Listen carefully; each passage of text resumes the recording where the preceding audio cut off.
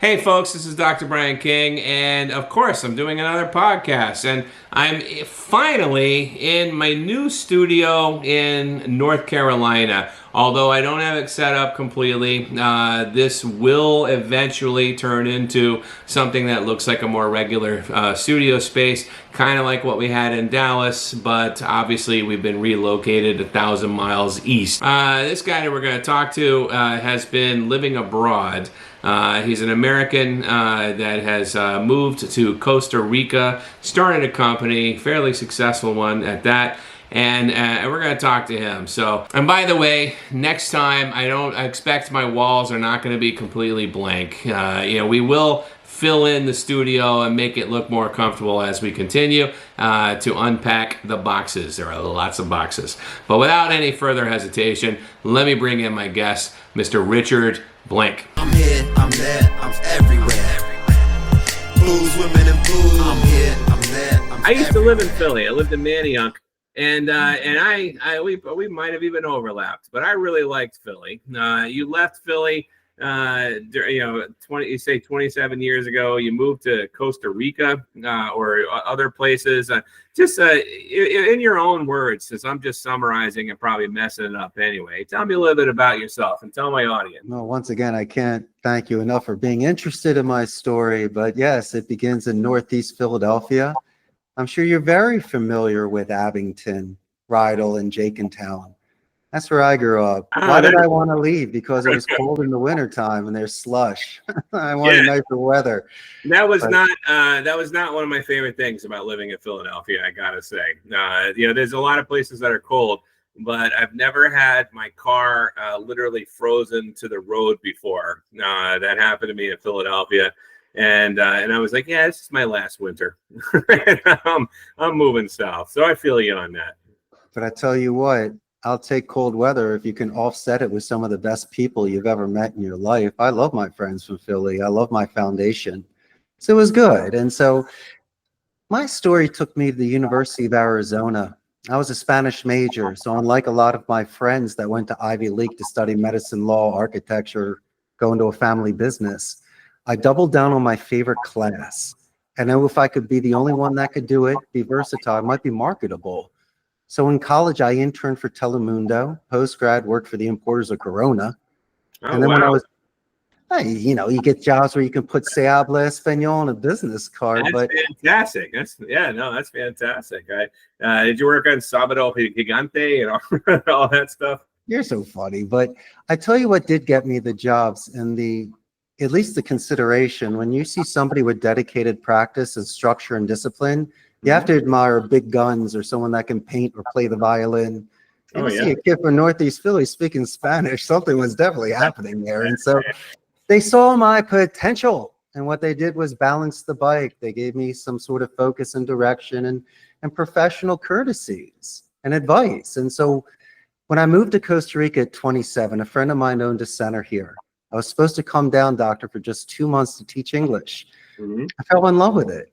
And I learned the business from the inside out, not at sea level. And I stayed there for 4 years just to learn it. And, when you go to a graduate school and you look at something differently through mature eyes, you might grasp it. You might get it. And the only thing that I didn't understand was how to do the paperwork and how to pay the bills. But I knew the people. Yeah. And if I could keep them motivated and focused and increasing their ability to be more self-reliant, being better speakers and an advanced vocabulary, then maybe I was doing my job. And it seemed to work. It was no resistance. It was like gravity or wind or even some current in the water. I don't have to paddle. I could sit back in a tube, me and you just chilling. And so when life became easier, it maybe became smarter because I didn't have to work as hard. And so you don't become a CEO of a call center. You don't go to school for it. Most people would say not to sell your soul. But it's very lucrative. Well, if you ask any kid what they want to be when they grow up, they're definitely not going to say that anything about a call center. It's a career I think that you stumble into because obviously there's a need and there's a demand and you have opportunities and you have exposures and you learn. I mean, hardly any of us can predict our career from day one. You know, you studied Spanish, and now you're doing this. You know, I studied psychology, and I'm doing this. You know, it just takes us in weird directions. You know, I will say that I'm like you in the sense that so I'm you know, you're Philly. I'm from New York. We both are Northeastern people who went to college in the Southwest and kind of, for whatever reason, fell in love with the culture. You know, I'm assuming you appreciate Spanish culture because nobody majors in Spanish unless they love it. You know, so I went to college in Texas, and although I didn't major in Spanish, I became quite fluent, and I used to spend a good chunk of my time traveling, doing summers anyway, traveling through Mexico and Central America and stuff. There's a wonderful attraction to those cultures, you know, once you really get into it, you know, especially from an American perspective, you know, and so. I can see the appeal of the way your life is taking you, and now you're permanently in Costa Rica. Is that what I'm understanding? I married a Tika. I married a Central American exotic princess. Wow. Yeah, why would you want to leave spring break? I have it every day. I mean, I live here. But to just add on to your last point of what made me gravitate towards it, think of this, doctor. You're, you know, with psychology. I had constant stimulation. Spanish was a luxury trade for me because I could walk out of a classroom, and in Tucson, Arizona, I could be speaking 5 hours worth of Spanish everywhere to anywhere. So instead of having to download, bring equipment, travel somewhere, meet up, you got to be kidding me. This thing was left and right. I didn't even need to bring any art supplies with me. It was pure speech. And Spanish is a romantic language when you have the subjunctive tense, which shows you the desire and the doubt. So instead of thinking that you're speaking like Shakespeare and having romantic desks asking girls out on dates, no, it's a lot more expressive, and it keeps you more in the now, which is very interesting. While you're translating, it keeps you sharp. You start dreaming in Spanish. You enjoy reading in Spanish, watching the movies in Spanish. You feel culture. You do. And so if you meet somebody for the first time, and even though your Spanish isn't at their native level, but you're showing such good grace and good faith, oh, what a solid first impression it was for me. So instead of trying to angle in with a funny joke, doctor, or figure out something in the background to relate to you, I'm just speaking your language. And they realize by them speaking English how much you put into it. And so I put it this way, that's how I got most of my business. That's when I would speak with people, I didn't have to angle it. It's just relating awesome. with in that way. Yeah, no, that's awesome. I find that you know, when you speak the language, especially being an American, nobody expects Americans to speak anything but English, and we speak it poorly too. We're just not very good at it. But whenever we can adopt another tongue, and people really give us a lot of credit now. And the thing with the Spanish as the Romance language, I don't know that this is true. Although, as somebody who is somewhat bilingual and has some of those experiences, I feel like Spanish is more emotional. You know, I feel like when I'm speaking Spanish, I don't know, it just feels more like there's more raw emotion to the language, and maybe that's because of my limited Spanish vocabulary. And so, you know, but it does seem like to create more emotional connections. You know, is that what you think? Is that agree, or you do you feel the same way, or? Of course. I mean, you could take a certain verb like tener, to have, and you could put it in a conditional tense.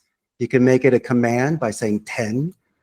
You know, and so these are certain things where you could manipulate it so many different ways. Well, just if you see things in color or in waves or in energy. And so, as I'm saying, it's least miscommunication and misinterpretation.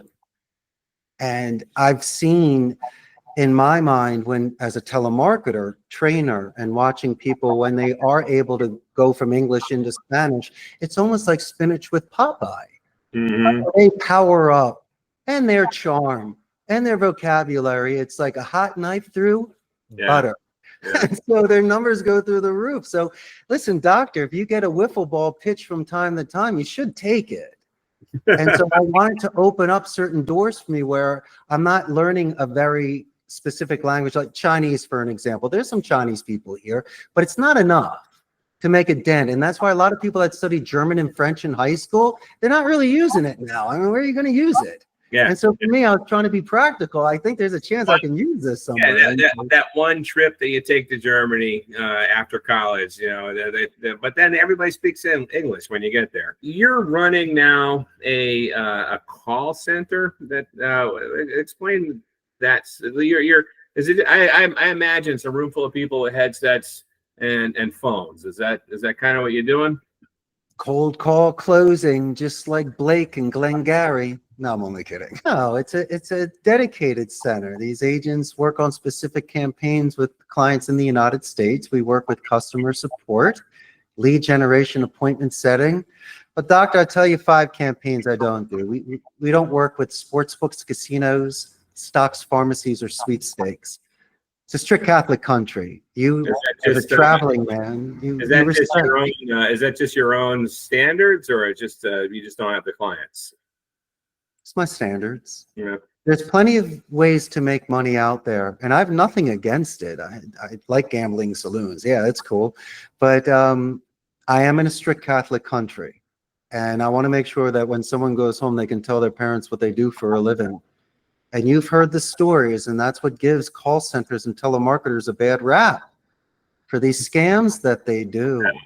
Yeah. And you have exceptionally talented speakers on the phone with such skills, soft skills. But unfortunately, like fire, instead of using it for light and for warmth, they burn people. And that's not right. And so they really, if they have that sort of marketability, they should be able to have the ability to choose where they want to work. They have options. We'll choose something better. So you have more longevity to it, and you can do the right thing. Whether or not you're whatever kind of clients you work with, that's up to you. But it's admirable to even have that idea that guiding sort of a ideology that underlies your business. Sure. I think that if you have the people and you have the facilities, and there is really not a lot of barriers between, okay, guys, now we're going to do robocalls and try to get people on scammy Bitcoin. So I'm glad that that's not what you're doing. But you're in Costa Rica now. Are these clients that are hiring you hiring like Spanish speakers, or are you actually have a room full of English callers? Majority English. They need to have 80% proficiency. And I don't mind an accent. It's like a beauty mark, like Ricardo Montalban on Fantasy Island. I just want to make sure they have a good grasp of vocabulary and they have active listening skills, because that's what can frustrate the people the most and cause egos to be bruised. But no, these people are exceptionally talented in regards to their typing skills, being able to manage a CRM or a data system. They can convert calls, they can retain clients, they can do upsells, and even in worst case scenario, get an exit interview to find out, doctor, what you and I could have done differently to keep the client. That's how things have changed post-COVID. And I don't blame them about people wanting to be virtual, but it's ruined the synergy of a center, because I'm from the 70s and 80s. I like when coaches would high five you and you'd sit at a table in the lunchroom with your buddies and swap stories. Yeah. Even if people are sitting with each other now, doctor, they're looking at their phones. They're not engaged. Yeah. And so if today the younger labor pool, if they prefer to be virtual, they prefer to do things via chat and to be coaching that way without coming in on site, which I understand transportation time and cost.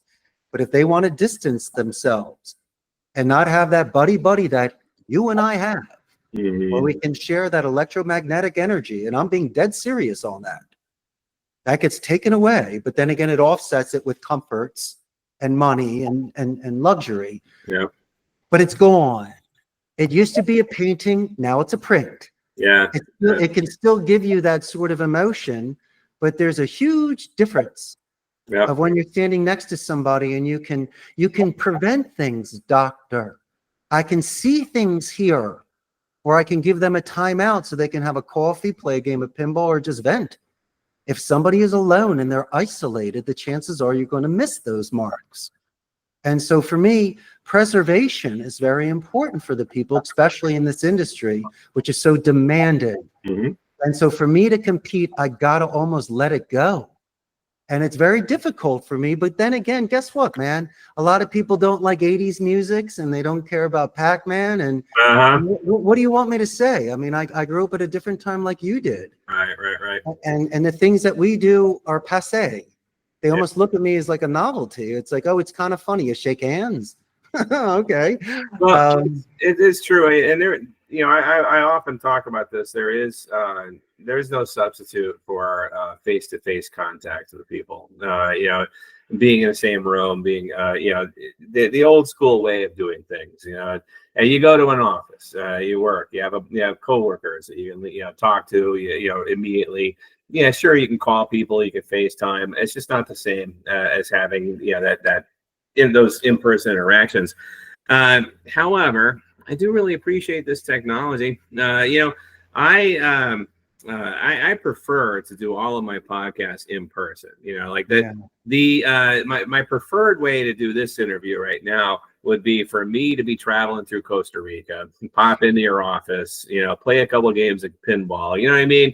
That's just the way I like to do it. But it's not always logistically possible, and so this kind of stuff does at least allow us to be able to accomplish that. Now, if I were to rely solely on this, if I were to do this all the time and I'm just nothing but talking to my computer, every single time I do a podcast, A, I would lose interest. B, I would lose my mind, and C, I don't know. I don't know what else would happen. I think I would just, at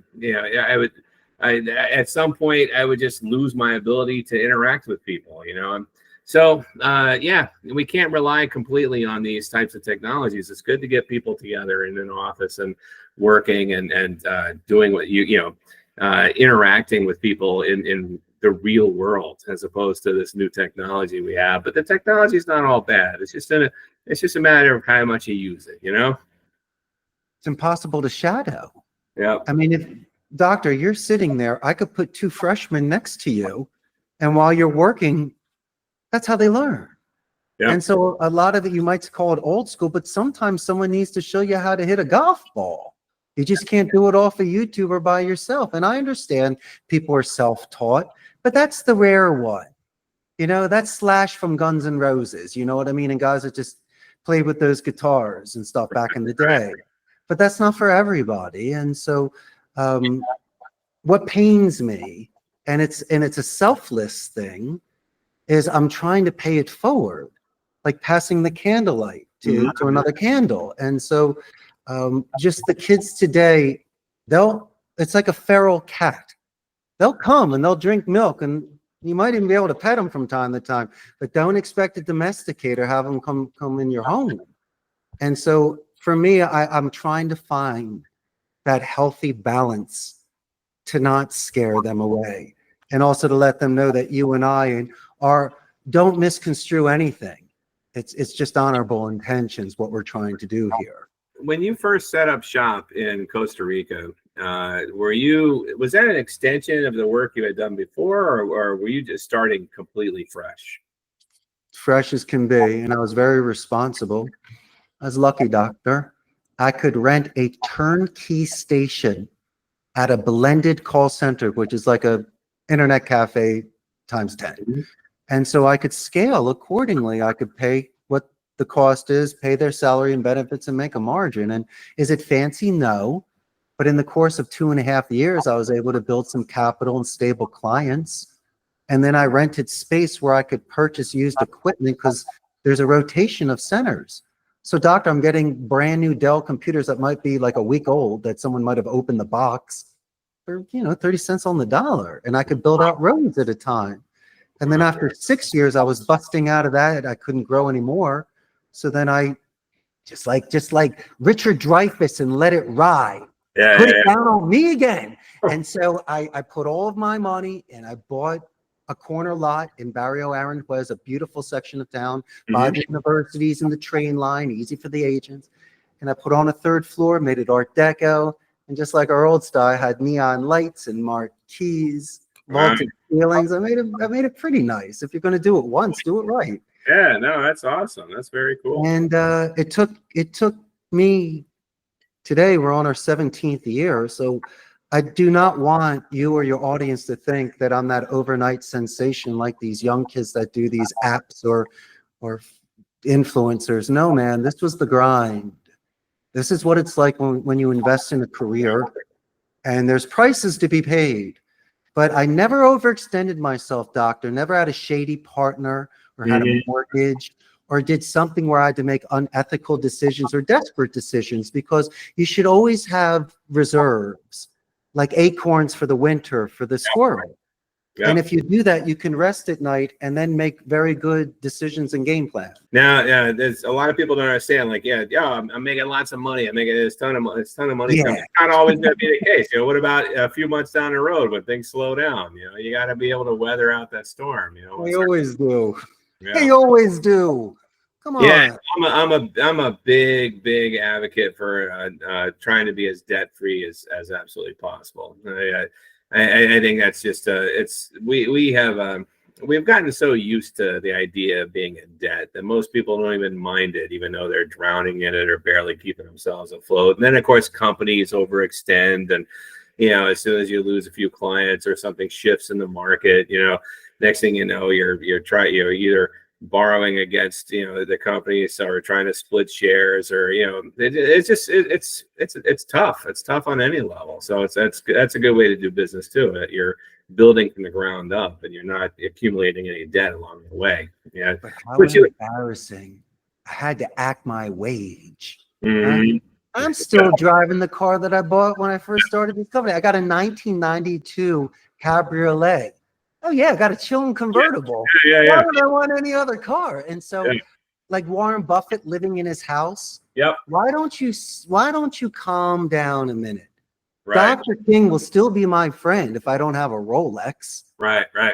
And I think you'll respect me more when you come into my call center and you see that I have 3 rows filled compared to putting in 100 rows. Overextending myself. It's like, I never understood some of these real estate developers. Why don't they just finish the one building at a time? Because there's always 7 buildings that are halfway done, and it never made any sense to me. And so for me, I just wanted to do the rows like Monopoly, slow and steady. It's not glamorous, damn it. It's really not. And it's just like laying brick. Hey, the one thing that you might be a little indulgent on, you wrote to me about this. I thought this was kind of interesting. You have the largest collection of pinball machines. So is that sort of a collection that started before, or is something you just started collecting when you came down there? Tom Hanks in the movie Big. Once he got that first paycheck, he got a trampoline in his apartment. You know what I mean? Is that what it was? You just started seeing... I think he had a pinball in an arcade. Yeah, I think he had a pinball in there. A big ball to kick around. And remember the scene where they're jumping out of the window and stuff? When you get old, it doesn't mean you can't have fun. I'm so sick of buying like adult things. I always wanted one because growing up in the 70s and 80s, I could play, Asteroids and Phoenix and Paperboy for a half an hour. But a pinball machine, 3 balls could go right down the middle of the chutes, and that's a quarter. That's the worst. And there goes your quarter. How many machines we talking? Currently have 13. I was thinking there's like 100 machines. I wish there were back in the day, but a couple things have happened. You have termites here that have completely destroyed most of the machines that I saw. And a lot of the people just use them machines and just dump them, or they don't want to get the parts to fix them. Oh, really? And so I've seen the photographs. There was a guy that had 100 machines at one time, but sure. I'm finding the ones that survive. It's not like Cuba with the cars. Everybody just keeps repairing them. They're just getting rid of them. My good friend, no, unfortunately not. Yeah. The only thing they really saved were the motherboards of certain games, like let's say an Asteroids or Tempest or something. But no, I found the private collectors or the guy that actually still had his bodega where he had like 50 machines, and I drove 4 hours to Perez Zeledome, Mhm. and I was with my buddies, Tommy, Joey, and Billy with the truck, Wow. handful of that, moving crap, and just grabbing them for, you know, $200. Arnold Schwarzenegger Last Action Hero, that's worth $5,000 if you can get it working. Yep. Yep. And so my oldest machine, Doc, is a 1970 Bally's Camelot, and the newest is an NBA Fast Break. It's a Bally's. It's a mid-90s, and I've everything in between. But if I may make a suggestion for your audience, for a starter, you should be looking at the machines from the 70s and maybe early 80s. Why? They're still electromechanical, which was the wheel, so it's more contacts compared to CPUs or cards, because the machines that I would get here, everything behind the marquee was corroded. Why even try to pay Don Fernando to fix it? They're done. So you get in touch with Marco's Specialties or another pinball specialty shop. You give them the numbers, and you get the electric, the sound. You get all the different boards. And when you put that in, 90% of the machine works. The rest you need to do is just fix a cable or two and change a light. That's pretty cool. And so the machines that I prefer from the 70s, and I'll tell you why. Oh my God. It's the last generation where they would paint the play fields. Now they do laminates or stickers. Oh, And yeah. the marquees were original art compared to now, which are photographs. You did have the wheels and the certain sound, but the play field was much more open. Today, they reduced the play field by about 50% with all the stuff they have in there, and it's great, but it's just bells and whistles. You have an open play field, beautiful art, 5 or 6 amazing targets, maybe a ramp or two, but it's an easy play game. Easy play. Yeah. And the side art is beautiful, and you can get them for under $1,000. So Wow. instead of spending all this heavy money to try to fix these very expensive new machines, go get a no name like a Camelot or an Express Player like I do. I don't have Captain America or Spider-Man or Superman or Flash Gordon, you know, but it's oh, what a passion. They're So- gorgeous. Up here, I don't know, maybe Costa Rica probably doesn't have them, but you've been in the States enough. Up here, there's a new, I don't know how old these businesses are, but there's a new trend of arcades that are opening up, which have like, you pay a cover to get into the place, and then all the games are free to play. You know, you don't have no quarters, no tokens, nothing like that. You know, it's a fantastic business model, especially for a guy like me who grew up, you know, in the 70s and 80s playing these games. You know, I get to play as much as I want. I don't have to drop a quarter in. I pay like, you know, $10 to get into the place, and I could play for hours. I have a 7-year-old daughter, and I love to bring her to these places because, you know, it doesn't cost a lot to get her to play some video games, you know, and the games that she gravitates towards the most are the pinball machines. She will play pinball for hours at these places, just going from machine to machine to machine, and it's fantastic. Let me get, you know, this kind of gets back to our discussion earlier a little bit about doing things in person versus doing things virtual. You know, pinball is tangible. You know, there's something there. There's a metal ball. There's other doohickeys and stuff. You know, you get to press buttons. You get to push flippers, right? You get to have actual interactions with the thing that you're playing with. Whereas video games, you're lucky if there's a joystick. Yeah, you're lucky. You know, your most of it is your thumbs. You know, you're just pressing some buttons, and so I think there's some consistency in not only your collection of pinball, but everything else you've discussed with the way you run your business and your life and so forth. I really do see that tie into that. Now I think about it. You're right. And Doc, just want to throw a quick plug out there for Starfighters Arcade in Mesa, Arizona. The owners are really great. I think they have a larger pinball collection than the Pinball Hall of Fame in Vegas. But my point being is they have hundreds of machines, all of them. Tron, Gorf, Robotron, Satan's Hollow. You want me to start naming? I can name them all. I mean, the original Space Invaders and the ones with the color as well. Yeah, you get to see the marquees, the beautiful, big, bulky machines and the artwork. You know what these machines do as well? And you studied psychology. It allows me to decompress. Mm-hmm. And so on Sundays, besides washing my convertible, and I hit the gym every day, I like a pinball marathon. I like to do this because there is hand-eye coordination. There is stimulation there. In fact, when the agents get off the phone, instead of having a cigarette or looking at their phone, if they play pinball, it's almost like runners that run in place at a stoplight. Mm-hmm. They're still warmed up. They're still moving. And so there's nothing wrong with working other parts of your brain, like in music, like in art. And you're talking about hand-eye coordination and timing and the lights, and say what you want. But like Stephen King's the movie Christine, these machines have energy. You're going to call me crazy? Yes, they do. Because when they're happy, the bumpers, and they'll give you the perfect shots, and it transmits that energy. They said it in Pinball Wizard. You feel the game. You're part of the machine. The guy was deaf, dumb, and blind and could still play the machine on feel alone and instinct. Yeah. And it is one of the few games that you're severely interacting with this machine, especially my older ones, which were electromechanical.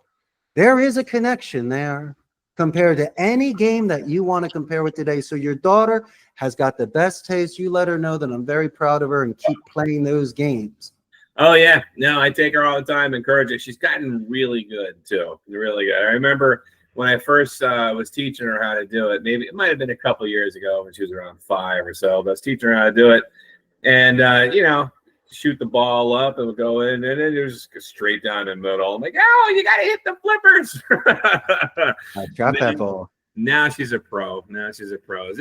There's another thing about your bio that seems really out of place, and I thought I would just kind of ask you about this because this is Sure. you wrote a song and produced this song, and then you had the Gary Beers from the band In Excess, the Australian rock band. Like, you actually got him to play on your song.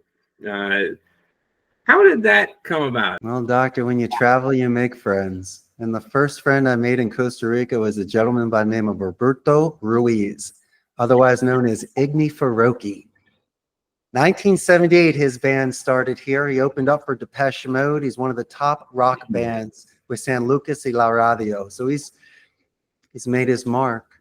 Anyway, my good friend said, hey, Ricardo, I'm going to write a song about you falling in love with your wife, Grace, and working at a call center. I go, let's do it. So he and Eduardo Dorian, the lead singer, and Harold Webb, the bassist, the original bassist, they wrote and produced and played this song, and we filmed something here at the call center. So then I'm on YouTube, and I like to follow my favorite band In Excess and their shenanigans. And the next thing you know, Gary Beers is on a podcast interview talking about ggbbasses.com out of Los Angeles. He produces custom-made basses. So I checked out his site, see what's up with Gary, and one of them says, you can hire Gary. And I looked at the price, and I go, I'd pay that just to talk to him. And so I wrote him this email, and thank God the first paragraph was business-like, because maybe my 7 pages after that was how much I loved his band. But yeah. He wrote me back, and because I qualified, I had a song, and I mentioned a song, and you can hire him to. There were multiple things he could do. He could just play the bass on it, which is fine, or you could pay a little extra money for another element, where he could create some funk and a different style along with the song. And then the third thing, which you have to get, is the performance video, of course. Plus, the writing back on the email was more than enough money just for that alone. I would have paid just for him to write me and say thank you. Yeah. And what a generous man with his time. And he was professional, never pressed for anything. It was probably one of the easiest transactions. I was starstruck. I tried to severely calm myself down. I called him Gary at the end compared to Mr. Beers, But we combined it, and he did a beautiful funk version of this song, which overlapped the track, showed me how to do it. He wrote me all the instructions, and we produced it. And it was a really fun experience. But I tell you what, man, if you're ever going to be a producer or director of rock musicians, actors, models, it is a pain. That's why I know the number one rule in Hollywood is, are they easy to work with? I mean, it was impossible. It was worse than kindergarten. It was like preschool. And so, Talent is tough. It's tough. but I got it done. So, yeah, my friend, we produced a fun song. I got an amazing experience, surreal experience to communicate with Gary Beers, who did an amazing job. And yeah, it was kind of fun, man. I'm glad you brought it up. Yeah. By the way, the song is called "Shine Like the Sun." Shine Like the Sun. Yeah, we'll link to it at the bottom of this because I know people want to check it out. But Shine Like the Sun. I was a big In Excess fan growing up. I mean, I remember it is, them and you even mentioned Depeche Mode. Oh my God, you talk about my high school years with the floppy black hair and stuff.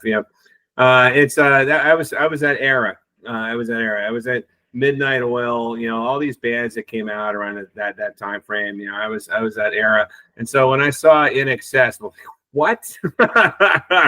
I've got to talk about this. So that's really interesting. What was the band from Costa Rica that you mentioned? Igni Faroki. And they're so talented. Who writes songs? And it's a gift that just keeps on giving. Yeah. So anyway, it was a lot of fun to be part of that. I'm a comedian. I'm a writer. Many things, but like nothing connects with an audience as quite as well as music does. It just sticks with you. It's in your soul. It's in your it stays with your emotions. I can make somebody laugh and they'll have a good time momentarily, but they forget about me 5 minutes later. Even if they read my book and they like it, and an hour later, it's like they forgot what they read, or it just doesn't stick. But a song, man, I got an In Excess song in my head right now, thanks to this conversation. You know what I mean? It's it just has a way of sticking with you. So, were you ever artistically inclined to create something like that? No, trust me. I wish I could have been Michael Hutchence, but that didn't happen. I'm more of a writer. Is what I do. I like to work with clay. That's my artistic side. I can mold things with clay, maybe a little bit of drawing. But I tell you what, when you sponsor a band, you realize they don't make any money. And it's also very expensive to produce music and to put them out to play some gigs. In fact, they played the Hard Rock Cafe here before it closed. That was an amazing show. Mm-hmm. And what do? You drop a couple dollars down so they can play the songs that night. You can record it. You can bring clients to it. The agents can come to it and enjoy it. It's an evening out. Yeah, but it's costing you some money. Well, where do you want to spend your money? I'm contributing to the arts in a sense. Yeah. If you really think about it, and plus the company pays for it, damn it. So everyone calm down. Get some more cheese on your burger, doctor. Just relax. I got you covered. Yeah, it's all going through the call center. But they're so exceptionally, they're very appreciative.